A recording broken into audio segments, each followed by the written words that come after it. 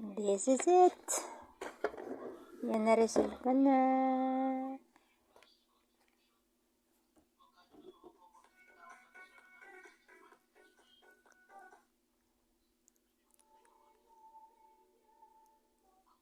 Yan, kaya sa unang makabunot nito, kayo na po ang maglagay ng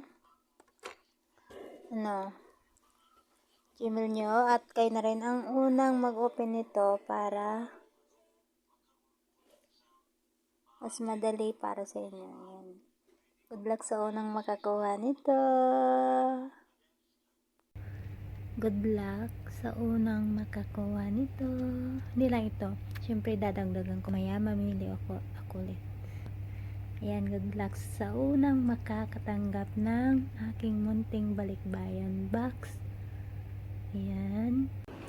Uwi na tayo. Ay, magbabayad pa muna pala tayo. Ayan, inuunti-unti ko na para may palipad na natin yung ating munting handog balikbayan box. Ayan, bye na muna.